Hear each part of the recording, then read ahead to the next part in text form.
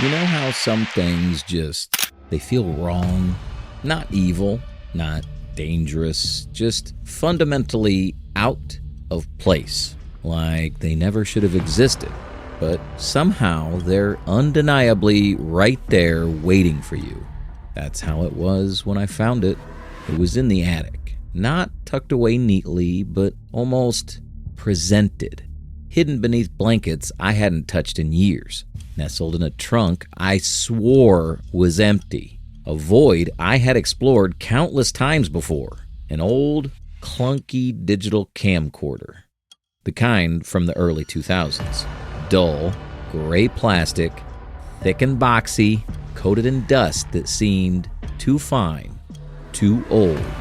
It felt cold to the touch, despite the stifling attic air. Too cold, and strangely heavy, like it held more than just dead batteries. It wasn't mine. It wasn't my family's. It just appeared, like a forgotten secret coughed up by the house itself. The mini DV tape door was cracked, and the small LCD screen utterly black, unresponsive. My rational mind screamed at me to toss it, to simply forget about this anachronistic junk. But there was another urge, a stronger one, a nagging curiosity that felt like a cold prickle in my skin. What was on it? What was the last thing this dead eye had seen? I turned it over in my hands, and on the underside, almost invisible beneath the grime, I felt it, a crudely scratched symbol. It felt fresh, sharp, despite the surrounding dust. It wasn't just a discovery. It felt like an invitation. And I, foolish, compelled, found myself drawn to accept. Because some things, some eyes, even dead ones, should never be opened. That scratch mark on the bottom of the camera, that symbol, it stayed with me. I couldn't just toss it. Curiosity, or maybe something darker, had its hooks in. So, I spent the next few days trying to bring that dead thing back to life. I scoured old drawers for the right batteries, found a charger that might fit. There was a moment of pure frustration, convinced it was just a useless piece of junk. But then, a flicker, a tiny, almost imperceptible spark on the black screen, and then it died again. More attempts, more frustration. But then, it caught. The screen sputtered, pixels dancing like angry fireflies. And for a split second, I saw something. Not an image, just a flash of raw static. And something else. A faint, almost subliminal sound that came from the camera itself, like a whisper, just beneath the buzz of old electronics. I told myself it was the capacitors charging, the age of the thing, just interference. I navigated the clunky menus. It was almost empty. No old family vacations, no forgotten birthdays, just one single file, a video file. It had no timestamp, no size listed, nothing but corrupted001.mov. Every attempt to play it failed. An error message would flash. The screen would black out, and the camera would emit that faint, unsettling hum. But the strangest thing, that muffled, thumping sound. It wasn't static. It seemed to play from the file itself, even when it wouldn't load. A steady, rhythmic thump, thump, thump. It felt like the camera itself was breathing that sound into the room.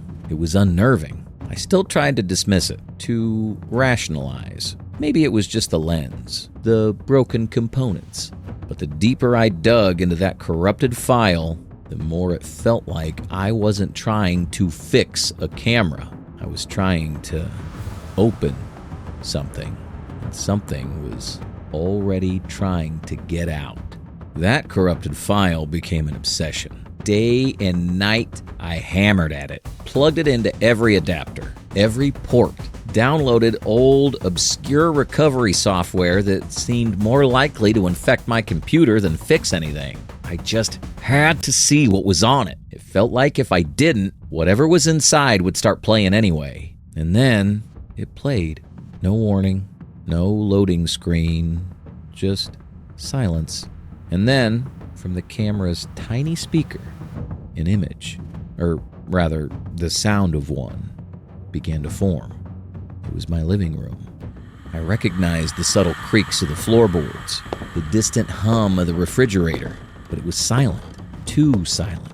The perspective was wrong, impossibly wrong. It was from high up, near the ceiling, aimed directly at my front door. Static occasionally blurred the edges, but the core was unsettlingly clear. And then the chilling realization hit me. This was a recording, my living room, at night, and I was certain I'd been asleep.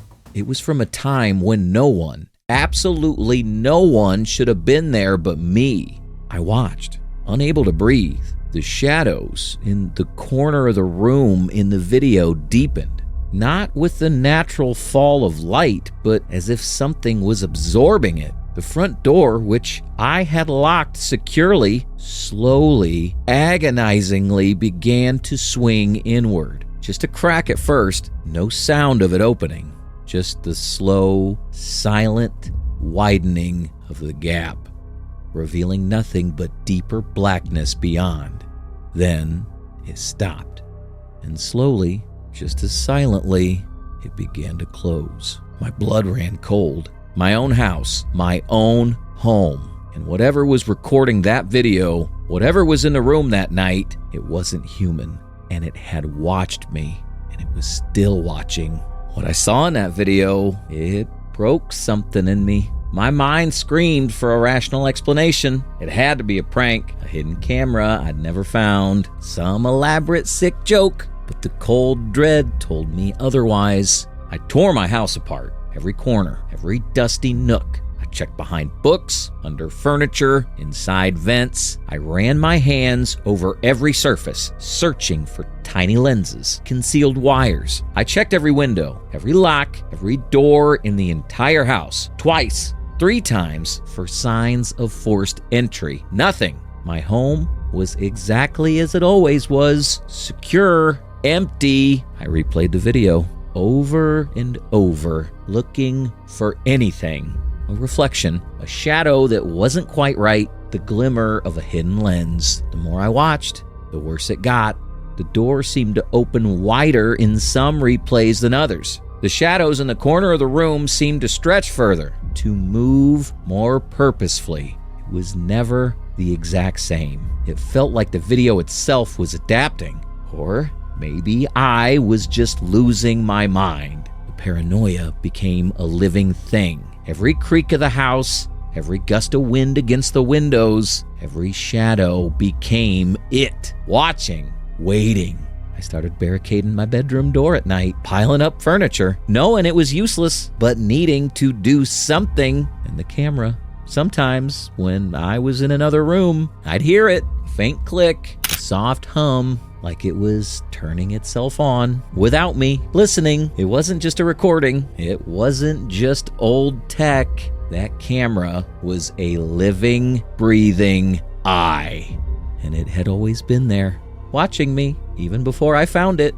Tried everything to get rid of it. Threw it in the trash, buried it in the yard. But every single time I'd find it again, on my doorstep, on my pillow, always in the same dusty, inert state, until I looked away. And then that faint, undeniable hum would begin, the sign it was on.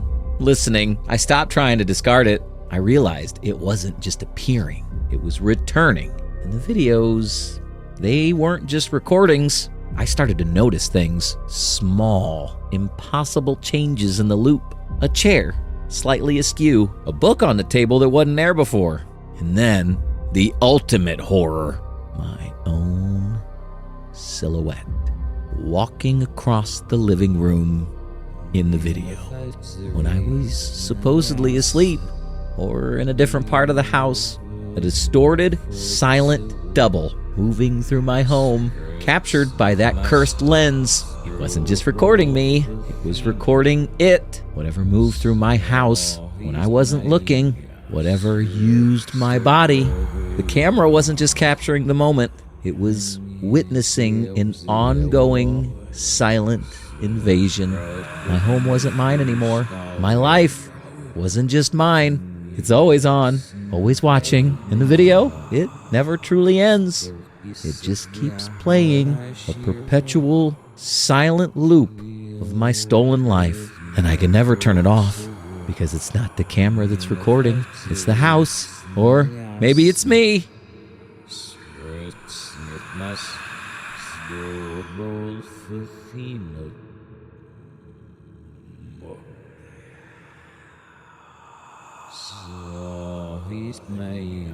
Stay tuned.